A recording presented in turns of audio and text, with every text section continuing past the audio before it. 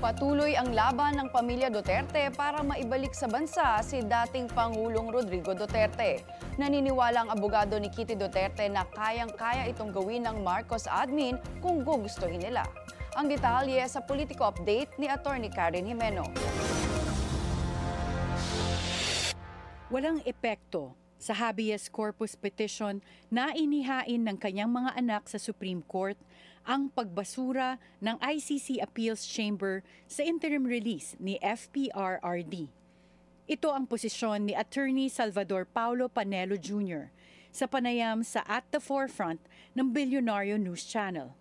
Siya ang abogado ni Kitty Duterte.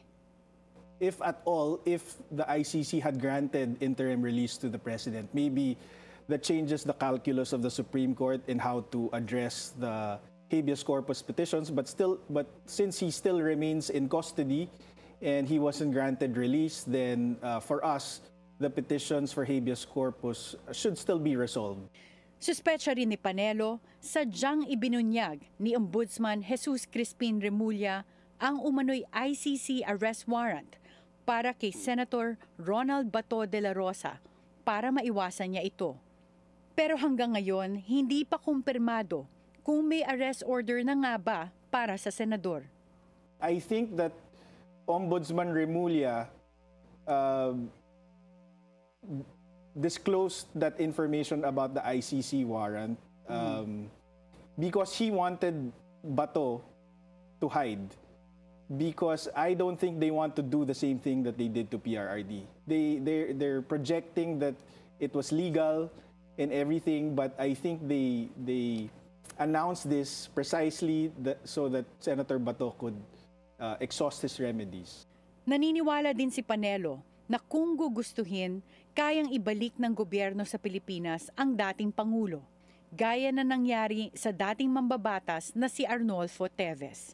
Si Teves ang utak umano sa pagpatay sa political rival na si former Negros Oriental Governor Roel Digamo noong March 2023. They used the entire government machinery to bring PRRD to The Hague, so the expectation is that they should exercise or exhaust all of this machinery to bring him back. Yeah. And in terms of capacity, we've already seen that they can bring home somebody like Congressman Teves, who had a pseudo-asylum in Timor-Leste because the Court of Appeals there rejected our request for extradition.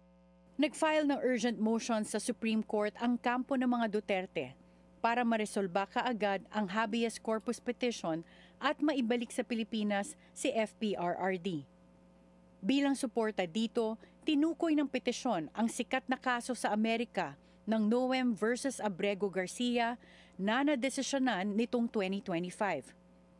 Sa kasong ito, isang US resident ang pilit na dinala sa El Salvador bilang bahagi ng migrant crackdown ni President Donald Trump. Nakulong si Garcia sa isang maximum security prison.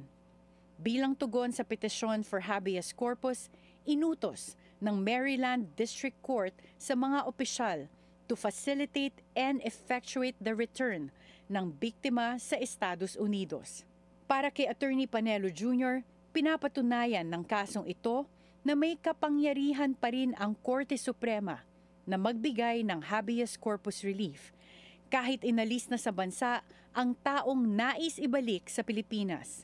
Dagdag niya, ang Bill of Rights at ang Writ of Habeas Corpus ng Pilipinas ay hinango mula sa US Constitution. Attorney Karen Jimeno, Bilyonaryo News Channel.